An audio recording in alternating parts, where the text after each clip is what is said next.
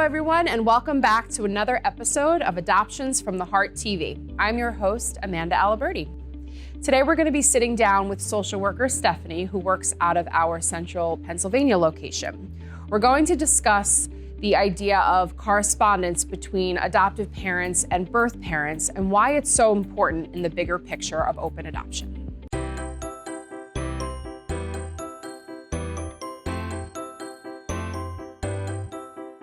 So I know when we're discussing open adoption, one of the big topics that people talk about is the exchange of pictures and letters. So can you first start by explaining to our audience, what do we mean by correspondence when it comes to birth parents?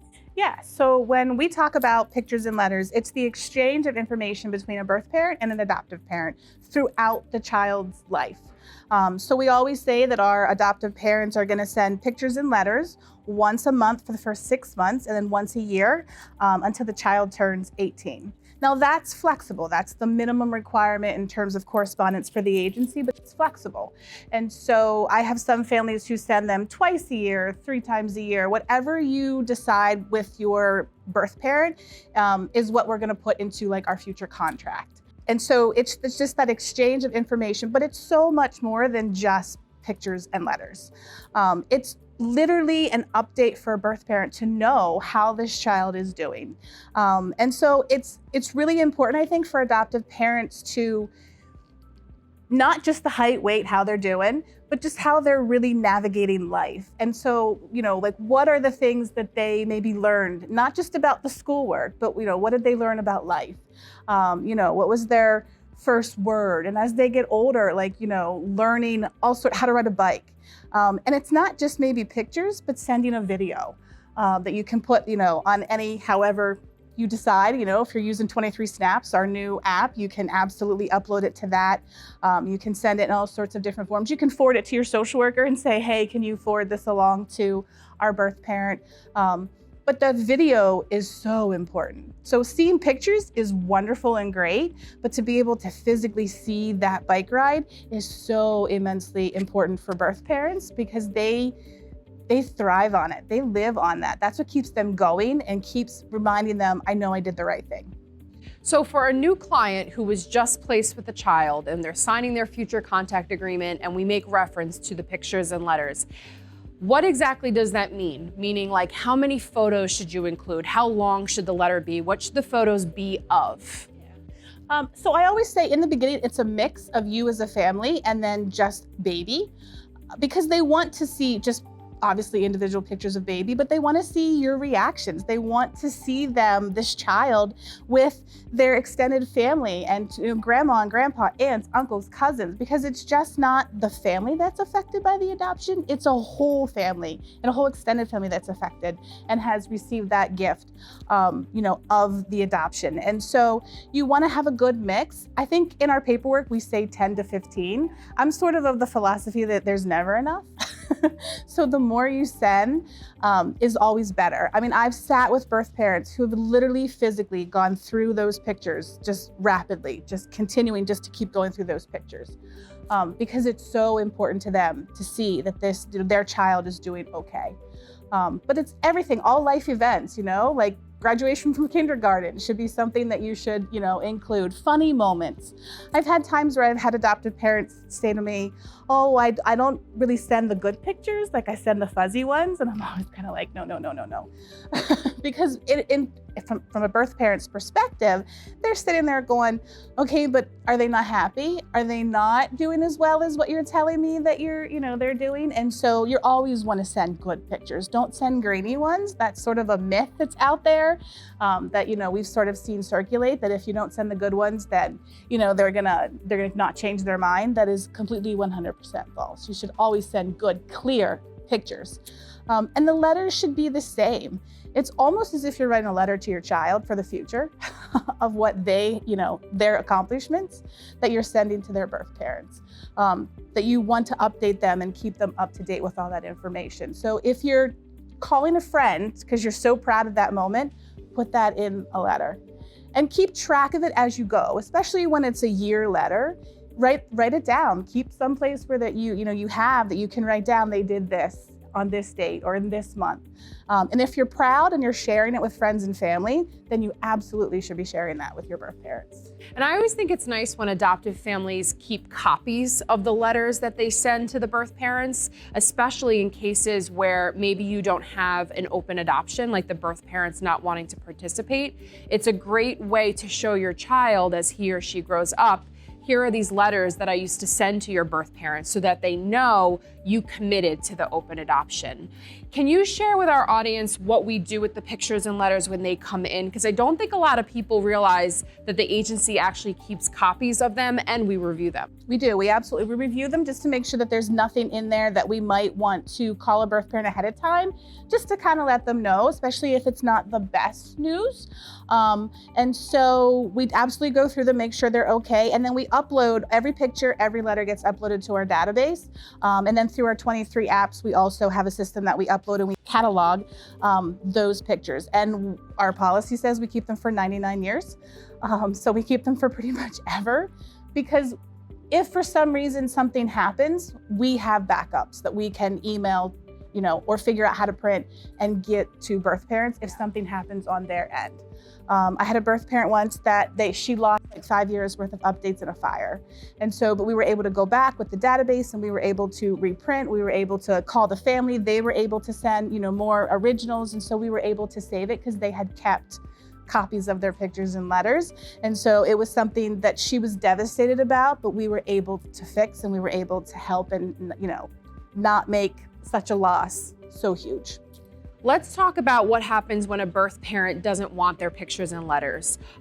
First of all, I hate saying it that way. They don't want their pictures and letters. I should really say they're not ready for them. What do we do as an agency and what do we encourage families to do in those circumstances? So we hold them for birth parents until they reach out to us and tell us that they're ready.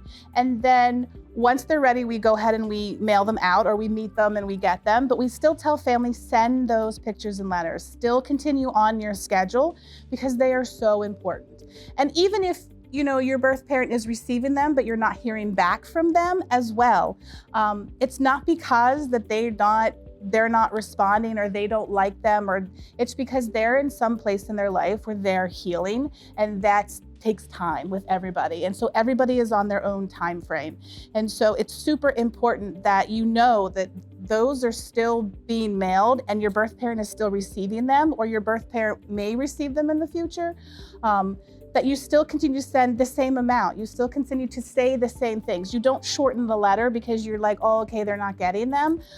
When they're ready and when they're ready to respond back to you or to reach out to you, they will tell you, I looked forward to that update every single year. Those updates are what keep me going. Those updates are, again, remind me, I know I did the right thing. Look how happy everybody is.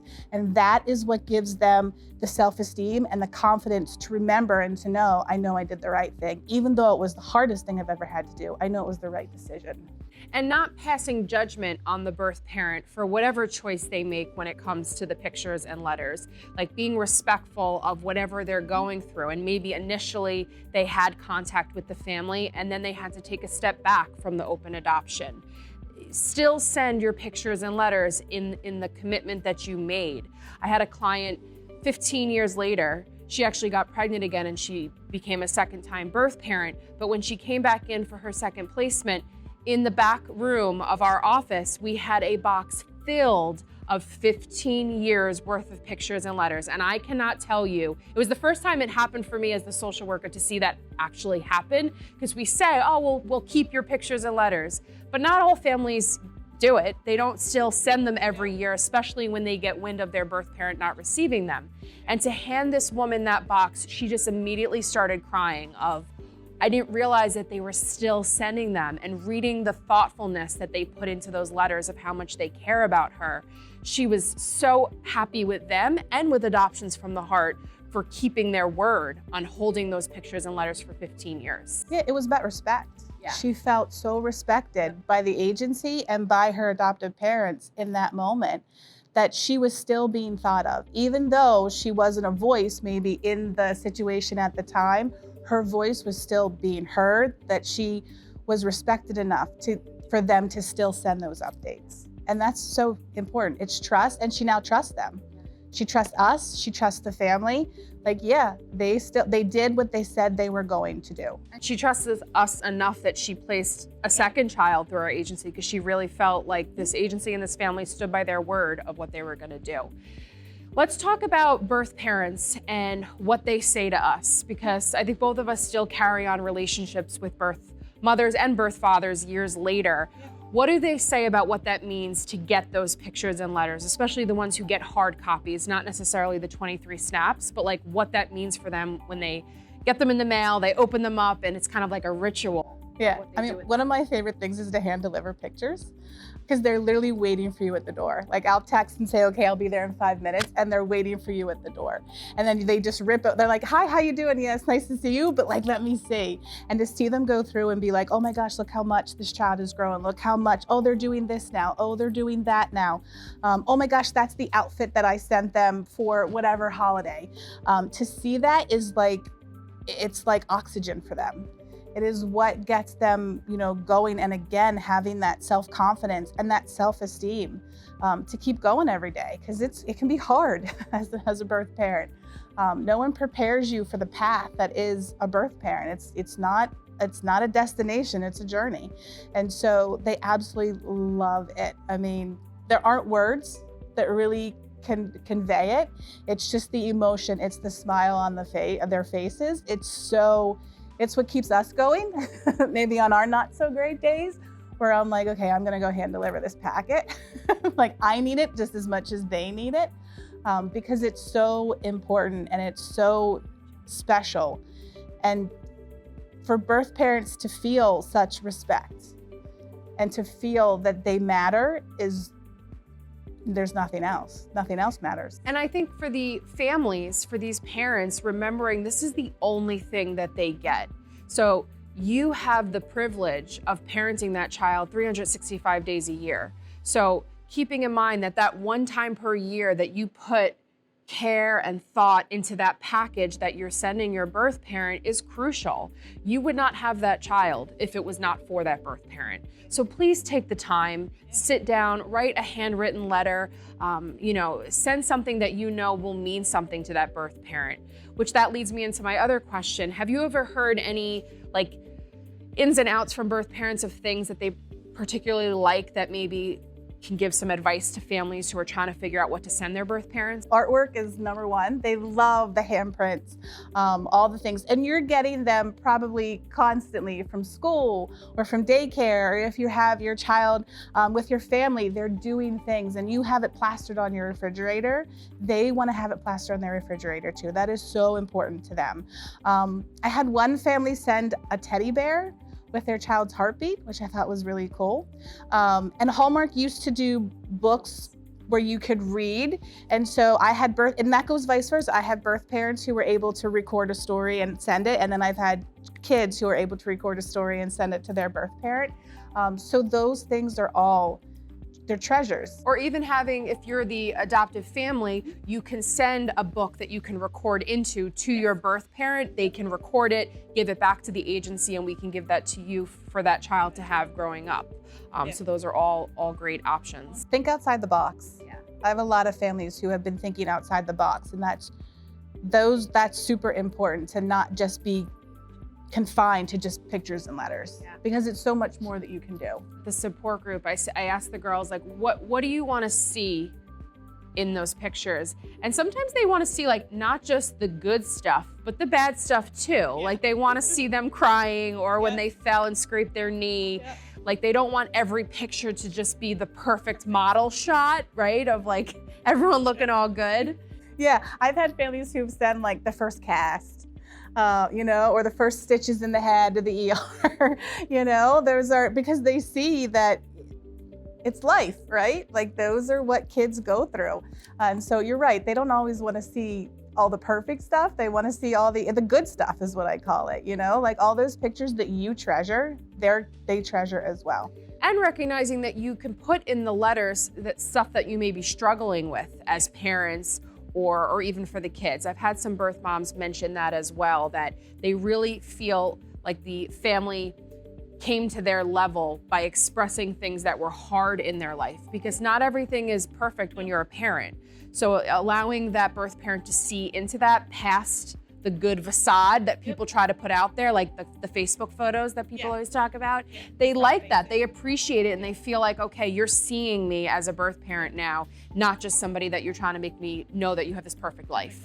It's also helpful because I've told families to do that, and then I've gotten responses from birth parents saying, yeah, you know what, I struggled in school too with reading, and these are some of the things that my teachers did. These are some of the ways that helped me to sort of learn. And so it's helpful to get from the birth parent, well, how did you navigate that? Or how are you navigating that with another child that they have in their home? And so it's two ways, it's a two-way street. And so you're giving, but you're also going to get back. Yeah, absolutely. And be open to that, be receptive for it, because a lot of birth parents want to participate in that way. So it's important to validate them in that regards. Well, as you can see, future contact is important. I know whenever we're sitting down doing placement paperwork, that future contact agreement tends to be the last thing, at least what I have families sign. And sometimes I wonder, are they getting it? Did this just go over their head of how important these pictures and letters are? And take that time to really stress what this will eventually mean for your birth parent. So please hear us. Know that it is important that you're sending these, regardless if your birth parent actually receives them or not. It's important for the bigger picture of open adoption and for your child to grow up knowing that you committed to that and you sent those pictures and letters. So trust. Don't make any promises that you cannot keep. It's our mantra here at Adoptions from the Heart. Yeah. Well, thank you for sharing. Thank you. I think this is a really important topic. And hopefully we can continue to allow our birth parents to receive updates and pictures and letters over the years. So thank you so much to our audience for tuning in, and we'll see you soon.